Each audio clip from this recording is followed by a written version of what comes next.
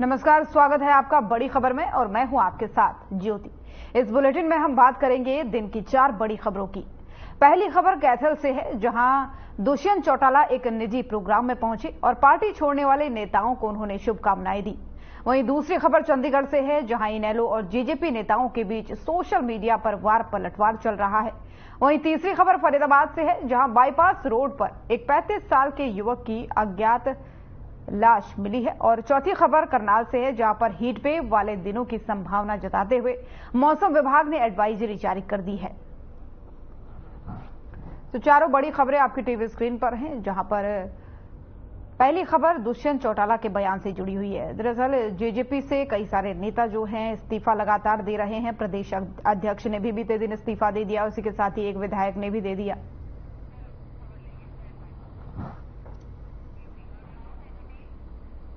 चलिए शुरुआत करेंगे पहली खबर के साथ। खबर कैथल से है, जहां दुष्यंत चौटाला कैथल के सेक्टर 18 में एक निजी प्रोग्राम में पहुंचे, जहां पर उन्होंने कहा कि जब कोई साथ काम करने वाला जाता है तो दुख भी होता है, लेकिन उस कारण से किसी काम में रुकावट नहीं आती है। कोई पार्टी छोड़ता है, कोई पार्टी में आता है। ये तो राजनीतिक जीवन का एक पहिया है। मैं उनको आगे के लिए शुभकामनाएं दे सकता हूं। ये कोई आज का नहीं है। उपचुनाव के बाद जब हम लोकसभा में गए थे, तब भी बहुत से साथी जो थे वो हमें छोड़कर गए थे।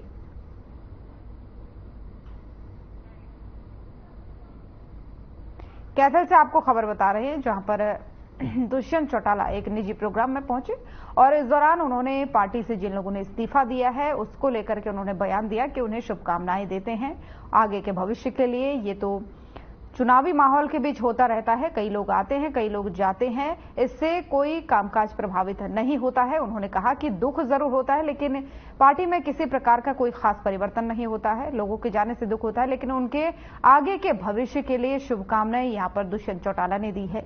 एक प्रोग्राम में वो पहुंचे थे कैथल में, सेक्टर 18 में, और इस दौरान उन्होंने ये बात कही है जब मीडिया ने उनसे लगातार इस्तीफों को लेकर के जो पार्टी में दे रहे हैं नेता, उसको लेकर के सवाल किया था। कोई साथ काम करने वाला जाता है, जरूर दुख भी होता है, मगर राजनीतिक जीवन के अंदर उससे आपके जो काम है, कार्य है, उनमें रुकावट नहीं आती। मैं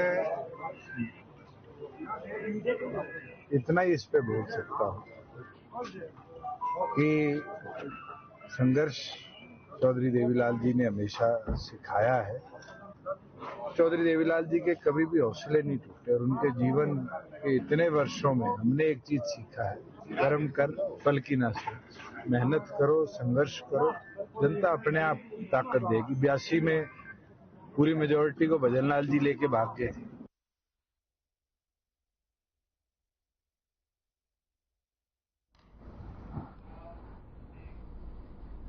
इनेलो और जेजेपी नेताओं के बीच सोशल मीडिया पर वार पलटवार चल रहा है। आपको बता दें कि इनेलो के प्रदेश अध्यक्ष रामपाल माजरा ने सोशल मीडिया प्लेटफॉर्म एक्स पर जेजेपी को लेकर तंज कसा है। उन्होंने लिखा कि जेजेपी का राजनीतिक ही नहीं बल्कि सामाजिक अंत भी तय है। इसी के साथ ही रामपाल माजरा ने जेजेपी पर कड़ा प्रहार करते हुए लिखा कि अब गद्दारों की पार्टी में महज 4 लोग बचेंगे। इस पर जेजेपी की तरफ से भी पलटवार किया गया। जेजेपी विधायक और पूर्व मंत्री अनूप धानक ने सोशल मीडिया प्लेटफॉर्म एक्स पर ही बयान पर पलटवार किया। उन्होंने लिखा कि अंत किसका हुआ है, इसका फैसला हरियाणा की जनता पिछले लोकसभा और विधानसभा चुनाव में ही कर चुकी है।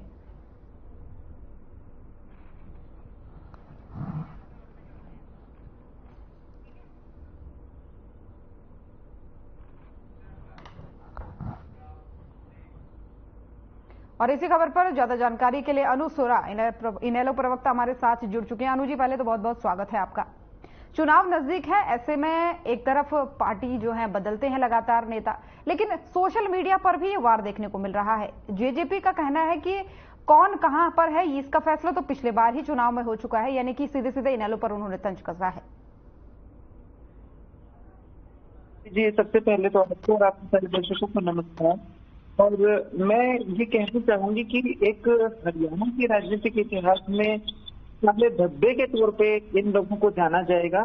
जिस तरह से देवीलाल जिन्होंने हरियाणा का निर्माण किया, हरियाणा निर्माता ताऊ देवीलाल के परिवार का जो सम्मान हरियाणा प्रदेश का बच्चा बच्चा हमेशा करने का काम किया है, उस परिवार से निकल के इन लोगों ने जो किया हरियाणा के अंदर, ये डिजर्व करते थे कि इनका सामाजिक बहिष्कार हो। राजनीतिक बहिष्कार तो होना ही होना था, वो तो उसी दिन निर्धारित हो गया था। तो भाजपा को जमुना पार भेजने वाले भाजपा की गोद में जाके बैठ गए थे, तो राजनीतिक बहिष्कार तो उसी दिन इन्होंने तो निश्चित कर लिया था। लेकिन जिस तरह से टिप्पणी से लेके हिसार से लेके टोहाना, पूरे प्रदेश में किसानों पे लगातार लाठियां चलती रही, और ये पिता पुत्र दोनों, मैं तो कहूंगी चारों, माता जी भी, इन्होंने कभी तो किसान, लेकिन जब चौटाला साहब से सुनिए, चौटाला साहब से जब जो नेता लगातार छोड़ रहे हैं पार्टी, इस्तीफों को लेकर के सवाल किया गया, तो उन्होंने कहा कि लोग आते जाते रहते हैं, जाने का दुख भले ही होता है लेकिन काम प्रभावित नहीं होता, हम संघर्ष करने वाली पार्टी उन्होंने अपने आप को बताया। जी, मैं तो कहूंगी मेरे ख्याल से इनको अब कई जन्म तक संघर्ष करना पड़ेगा, क्योंकि जो इन्होंने किया है हरियाणा की जनता के साथ, ये इतिहास में लिखा जाएगा। पीढ़ियां याद रखेंगी कि एक गद्दार हरियाणा के अंदर पैदा हुआ था, जिसने समाज का इतना भारी नुकसान पहुंचाया। जिस वर्ग से, जिस किसान का मेरा वर्ग से, ग्रामीण वर्ग से वोट लेके ये लोग सत्ता में पहुंचे थे, उसी वर्ग को इतना बड़ा धोखा इन्होंने दिया। आजकल मीडिया का जमाना है, लोग भूलते नहीं हैं। जिस तरीके से किसानों पे लाठियां बरसाई गई थी, वो हर साल मैं कहूंगी सोशल मीडिया के माध्यम से जनता को दिखता रहेगा, और ये जो काला इतिहास इन्होंने रचने का काम किया है, वो जनता कभी नहीं भूलेगी। बिल्कुल, मैं तो कहूंगी इनको संघर्ष करो, शायद इस जीवन में आप अपने पाप धो सको। हालांकि मुझे यकीन नहीं है कि इस जन्म में भी ये पाप धो सकते हैं जो इन्होंने धोखा हरियाणा की जनता और परिवार के साथ किया। ये जो माजरा साहब कह रहे हैं कि राजनीतिक नहीं सामाजिक अंत भी तय है, ये सामाजिक अंत किस तरीके से कह रहे हैं? देखिए, सामाजिक अंत इस तरीके से कहा जाता है कि जब कोई व्यक्ति राजनीति में होता है तो वो प्रतिनिधि होते हैं समाज का, और खासकर अपने क्षेत्र का, जहाँ से वो इलेक्शन लड़ा है, जीता है। और जो इनेलो पार्टी रही है वो जानी जाती है ग्रामीण क्षेत्र के लिए, खासकर क्योंकि गांव से जुड़ाव रहा है हमेशा चौटाला परिवार का बहुत ही गहरा, और उसी ग्रामीण आंचल से वोट लेके जजपा 10 सीटें इन्होंने जीती थी। ज्यादातर क्या सभी सीटें ग्रामीण क्षेत्र की सीटें थी, और ताऊ देवीलाल की फोटो लेके ये लोग चले थे। लेकिन जो इन्होंने किया तो बिल्कुल वो समाज के लिए एक बड़ा ग्रह बचा था, ग्रामीण समाज के लिए, तो बिल्कुल इनका सामाजिक बहिष्कार आज हो रहा है। लेकिन जो लोग पार्टी छोड़कर अभी जेजेपी के प्रदेश अध्यक्ष की चाहे हम बात करें या फिर जो विधायक आए हैं, उनको लेकर के क्या टिप्पणी करना चाहेंगी? उनको लेके मैं ये टिप्पणी करना चाहूंगी कि बहुत देर कर दी। मैं तो ये भी चाहूंगी कि हर एक मीडिया चैनल भी जिसकी भी इनसे बात हो, चाहे वो निशान सिंह हो या कोई भी इनके नेता जो आज इस्तीफे दे रहे हैं, उनसे बार बार भी पूछा जाना चाहिए कि आपको आज क्यों याद आया है। आप इतने गिर गए सत्ता के लिए कि जब तक सत्ता थी तब तक साथ थे। लेकिन अगर यही लोग इनेलो में आना चाहे तो क्या इनेलो इनको स्वीकार करेगी? मुझे नहीं लगता इनेलो स्वीकार करेगी, क्योंकि हमारे पास लिस्ट है गद्दारों की। बिल्कुल हम जनता को, जो हमारा वोटर रहा है, उसको हम खुले दिल से उनका स्वागत करेंगे। मैं आपके चैनल के माध्यम से भी अपील करती हूँ पूरा हरियाणा प्रदेश के वासियों से कि आपका घर है लोकदिल, आप आओ, आपका बहुत बहुत स्वागत है, आपको वही मान सम्मान मिलेगा। लेकिन जिन लोगों ने पार्टी तोड़ने का षड्यंत्र रचा था, जिन लोगों ने महत्वपूर्ण भूमिकाएं निभाई थी, उनका इनेलो में अब उनके लिए कोई जगह नहीं है। चलिए, ये तो आने वाला समय ही बताएगा अनु जी, लेकिन चुनाव नजदीक है, ऐसे में धानक साहब को लेकर, माफ कीजिएगा, माजरा साहब को लेकर भी लोग कह रहे हैं कि भाई जब आप पार्टी बदल सकते हैं तो बाकी लोग क्यों नहीं बदल सकते हैं? देखिए, माजरा साहब कभी भी इनेलो से दूर नहीं थे। वो हमेशा हर वक्त, हर सुख में दुख में इनेलो पार्टी के साथ खड़े रहे हैं। आपने देखा होगा कि इनेलो की हर रैली में वो मौजूद रहते थे।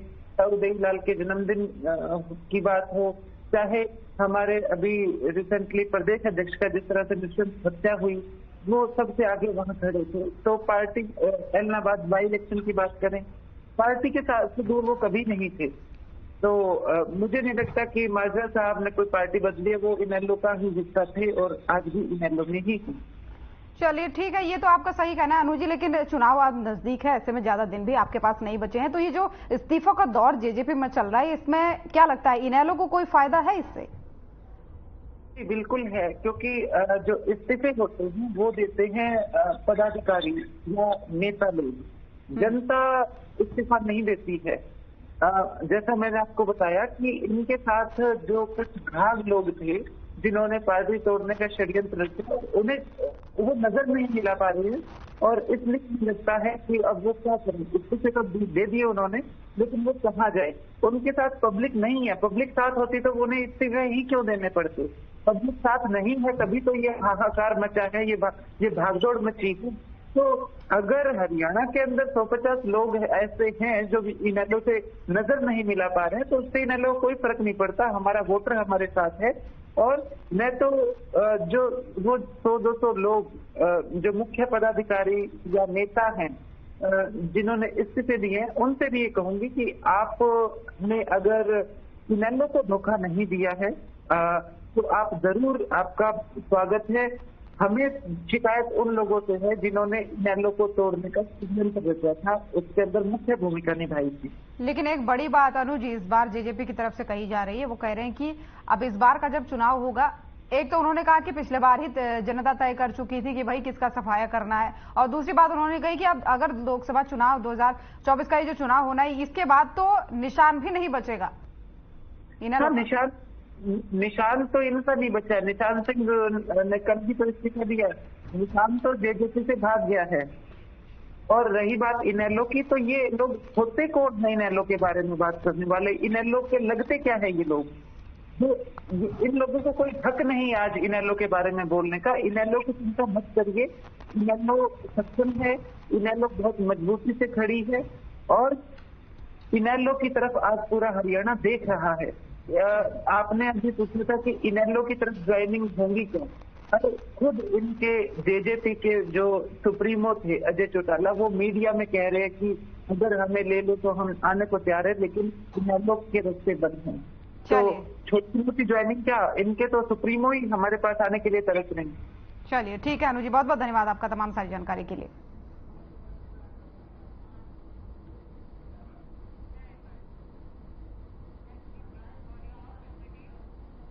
फरीदाबाद के पल्ला इलाके के समीप बाईपास रोड पर एक 35 साल का युवक जो है उसकी लाश यहां पर मिली।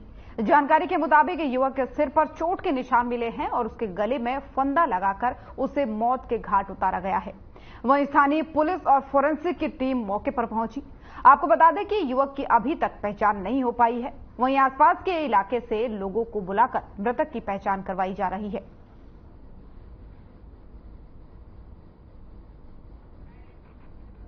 तो फरीदाबाद की ये तस्वीरें आपको दिखा रहे हैं जहां पर अज्ञात अवस्था में एक युवक का शव यहां पर मिला है। शक भी जताया जा रहा है कि किसी ने इसको मारा है।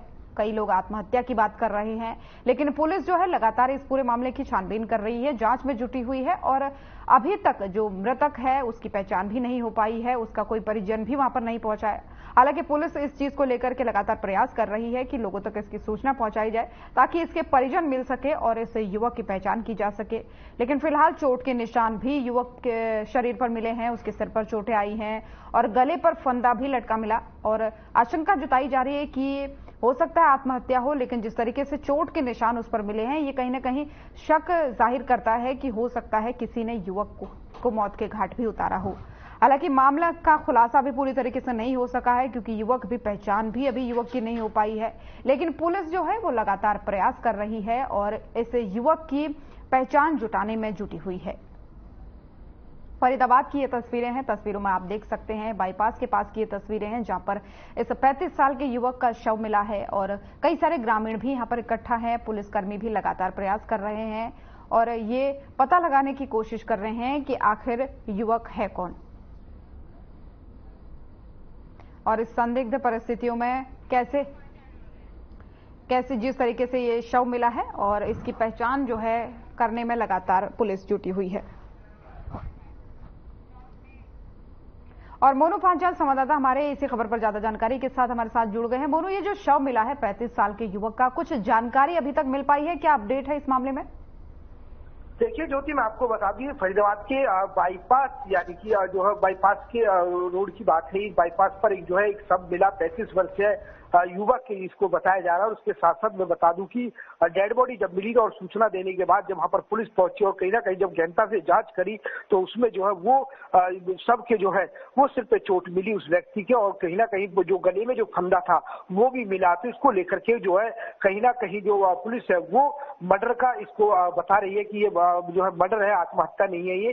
तो इसको लेकर के अभी पुलिस जो है पूरी गहनता से जांच करी और जांच के दौरान अभी जो आसपास के जो लोग हैं उनसे जो है उस डेड बॉडी की पहचान करा रही कि आखिरकार ये आसपास का है, कहीं बाहर का रहने वाला है या कोई मार करके इसको यहाँ पर फेंक गया है। तो इसको लेकर के पूरी जांच यहाँ पर गहनता से करी। और उसके साथ साथ मैं बता दूं ज्योति, जो फोरेंसिक टीम है वो भी यहाँ पर पहुंची और वो भी जो है पूरी तरीके से सबूत जुटाने में लगी हुई है कि किस तरीके के कोई सबूत यहाँ पर मिल जाए। तो इसको लेकर के पूरी तरीके से गहनता से यहाँ पर ज्योति जांच की जा रही है। जी कि आप बता ही रहे हैं, लेकिन एक बड़ी बात यहां पर सामने आती है, बाईपास के पास की ये बात है और ऐसे में जब फॉरेंसिक टीम भी वहां पर पहुंची, क्या कुछ चीजें अभी तक बरामद हो पाई हैं शव के आसपास से? से बात की जाए तो सबके आसपास से जो है अभी जो है जो वहां पर टीम पहुंची और टीम जो सबको देखा तो सबके पास भी जो एक फंदा जो है वो गले में जो है लगा हुआ था वो वहां पर जो है बरामद हुआ। उसके साथ साथ मैं बता दूं कि जो है जब व्यक्ति को देखा डेड बॉडी को तो डेड बॉडी पर जो है वो चोट के निशान है। तो इस तरीके की अभी तक यहाँ पर ये चीजें जरूर देखने को मिली। और उसके साथ साथ मैं बता दूं कि जब फोरेंसिक टीम जब यहाँ पर जांच करी और पुलिस ने भी पूरी तरीके से जांच किया तो जिस तरीके से डेड बॉडी को घसीटा गया तो वो चीज भी यहाँ पर देखने को मिली है, वो निशान जरूर यहाँ पर देखे गए हैं। लेकिन बात की जाए तो अभी किसी तरीके का कोई पुख्ता सबूत यहाँ पर नहीं लग पाए हैं। और साथ साथ मैं बता दूं कि डेड बॉडी को पोस्टमार्टम के लिए जो है वो बीके अस्पताल में रखवा दिया गया और वहीं आसपास जो है लोगों को जो है पूछताछ की जा रही है कि कोई गुमशुदगी की जो कोई रिपोर्ट तो दर्ज नहीं है या फिर किसी तरीके से जो है आसपास पता किया जा रहा है कि कोई पहचान में तो नहीं है। तो इसको लेकर के पूरी तरीके से पुलिस यहाँ पर गहनता से जांच करती हुई दिखाई दे रही है। मोनू, कोई पर्स, कोई पहचान पत्र, कोई आधार कार्ड, आसपास कोई सीसीटीवी लगा हो, इस तरीके की कोई जानकारी अगर मिल रही हो तो? ज्योति देखिए, अगर बात की जाए तो आसपास जो है वो कोई सीसीटीवी कैमरे अभी तक यहाँ पर किसी तरीके के लगे नहीं है, क्योंकि बाईपास एक जंगल का एरिया पड़ता है, वहां से बाईपास के पास जो है ये डेड बॉडी मिली है। और वहीं बात की जाए तो उसके अभी कागजों की जो है जांच जरूर पुलिस कर रही है, लेकिन अभी पुलिस ने पूरी तरीके से जो है पुष्टि नहीं करी है कि किसी तरीके का कोई सबूत या कोई आधार कार्ड या कोई पर्स इस तरीके का मिला है। लेकिन अभी तक की बात की जाए तो जो रिपोर्ट अभी सामने आ रही है वो सिर्फ यही है कि अभी जो है अनजान ये डेड बॉडी जो है बताई जा रही है। किसी तरीके की कोई पुष्टि यहाँ पर नहीं हो पाई है कि डेड बॉडी किसकी है, कहाँ की है और कौन व्यक्ति है, क्या नाम है। अभी तरीके से इस तरीके की कोई पुष्टि ज्योति यहाँ पर नहीं होती हुई नजर नहीं आ रही है। ठीक है मोनू, पुलिस अपनी जांच लगातार कर रही है, लेकिन ये एक बड़ा सवाल उठाता है मोनू कि एक तरफ से लोकसभा चुनाव नजदीक है, ऐसे में जगह जगह पुलिस की तैनाती भी बढ़ी हुई है, आचार संहिता भी लगी हुई है और ये बहुत बड़े सवाल उठाता है कि फरीदाबाद जैसा शहर जहां पर इस तरीके की घटनाओं को अंजाम दिया जा रहा है तो पुलिस की तैनाती पर भी कहीं ना कहीं ये सवाल उठाता है। जी बिल्कुल ज्योति, जिस तरीके से बात की जाए तो कहीं ना कहीं जो अनुमान जो लगाया जाए तो ज्योति सबसे बड़ी बात यह है कि आखिरकार जिस तरीके से अगर अंदाजा इस बात का लगाया जाए कि ये अनजान व्यक्ति जो है बाहर से यहाँ पर डाला गया होगा, लेकिन सबसे बड़ी बात है कि आखिरकार गाड़ी में जो है इस डेड बॉडी को लेकर के आए होंगे। आखिरकार जगह जगह नाके जो है वो पुलिस लगाने का दावा करती है, क्योंकि लोकसभा के चुनाव है, गाड़ियों को पूरी गहनता से जांच करने का दावा पुलिस यहाँ पर करती है। लेकिन जिस तरीके से बात की जाए तो चाहे वो जो है फरीदाबाद की घटना को लेकर के लगाया जाए कि वो डेड बॉडी चाहे वो फरीदाबाद की हो ज्योति, लेकिन आखिरकार इस तरीके का जो क्राइम है वो लगातार फरीदाबाद में बढ़ता जा रहा है। पुलिस दावे जरूर करती हुई नजर आ रही है कि पूरी तरीके से चाक चौबंद पुलिस यहाँ पर नजर आ रही है, जगह जगह नाके लगाए जा रहे हैं। लोकसभा के मद्देनजर भी जो है पूरी तरीके से गहनता से जांच यहाँ पर जो है वाहनों को किया जाता है। लेकिन सबसे सवाल ज्योति वही खड़ा होता है कि आखिरकार इतनी बड़ी वारदातें हो जाती हैं और पुलिस को भनक तक भी नहीं लग पाती है। है। जी ज्योति। बिल्कुल, लेकिन इसमें बहुत सारे पहलू निकल करके सामने आते हैं मोनू। हो सकता है कि ये व्यक्ति जो है परिवार से दूर रह रहा हो, कोई बहला फुसलाकर इसको इस एरिया में लाया हो, जिसके बाद से इसकी हत्या कर दी हो या जो भी है। हालांकि ये तो जांच के बाद ही पता चल पाएगा, लेकिन कितनी % इसकी आशंका बन सकती है कि इसको बहला फुसलाकर यहाँ लाया गया हो? क्योंकि अगर इसको पहले से ही मारकर यहाँ लाया गया होता तो कोई किसी तरीके का बैग या फिर इस तरह की कोई चीजें मिलती, क्योंकि अब यहाँ पर ऐसी भी कोई सुविधा नहीं है कि फंदे से लटक करके व्यक्ति अपनी आत्महत्या कर सके। तो इसमें जैसे चोट के निशान भी आप बता रहे हैं, तो सीधे सीधा शक जरूर जाता है कि किसी ने इसको मारा होगा, लेकिन कितनी आशंका ये बनती है कि इसको बहला फुसला कर लाया गया होगा? ज्योति देखिए, जिस तरीके से अगर माहौल की बात की जाए, जिस तरीके से पुलिस वहां पर पहुंची और कहीं ना कहीं गहनता से जांच की जा रही है, लेकिन झाड़ियों में वहां पर डाला गया है। अभी तक तो पुलिस इसी जो है झमेले में फंसी हुई है कि आखिरकार अभी तक जो डेड बॉडी है उसकी पुष्टि नहीं हो पाई है। आखिरकार व्यक्ति कहाँ का है, कौन है, बाहर का है या फरीदाबाद का है, इसको अभी जांच में करने में लगी हुई है। उसके साथ साथ मैं बता दूं कि ज्योति, जिस तरीके से चोट पर जो शरीर पर जो निशान मिले हैं, गले में जो फंदा मिला है, फंदे का जो निशान गले पर मिला है, तो कहीं ना कहीं सीधे साफ तौर पर यही भी अंदाजा यही पुलिस की तरफ से अभी तक कहा जा रहा है कि ये आत्महत्या नहीं है बल्कि मर्डर है। लेकिन सबसे बड़ी बात यह है कि अभी पुलिस और गहनता से जांच कर रही है, लेकिन जब पूरी तरीके से गहनता से जांच हो पाएगी ज्योति, जब ही इसमें क्लियर जो है कर पाएगी पुलिस की जो व्यक्ति कहाँ का है, कौन है, या इसको बाहर से लेकर के यहाँ पर जो है बुलाया गया है, या किस तरीके की जो छानबीन है वो पुलिस हर एंगल से जो है वो जांच करती हुई यहाँ पर पुलिस नजर आ रही है। जी बिल्कुल, और हर एंगल से जांच करना जरूरी भी है क्योंकि सुरक्षा की दृष्टि से बड़ा सवाल हो जाता है। मोनू, फिलहाल आप नजर बनाए रखिएगा, काफी अहम ये खबर है। आपका बहुत बहुत धन्यवाद तमाम सारी जानकारियों के लिए। और इस साल गर्मियों ने समय से पहले ही दस्तक दे दी है। देश के कई इलाकों में हीट वेव चलनी शुरू हो गई है।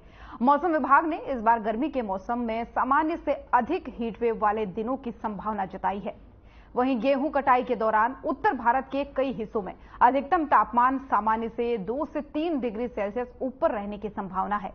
आपको बता दें कि करनाल स्थित ICAR के भारतीय गेहूं और जौ अनुसंधान संस्थान ने मौसम विभाग से मिले इनपुट के आधार पर अगले एक पखवाड़े के लिए गेहूं किसानों को एडवाइजरी जारी कर दी है।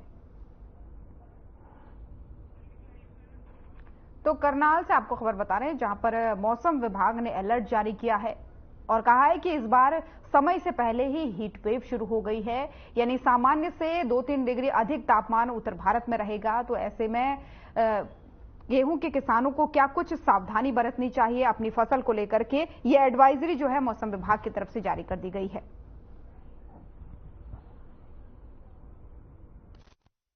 ये एडवाइजरी थोड़ी विशेष है क्योंकि गेहूं की फसल पकने के लिए तैयार है।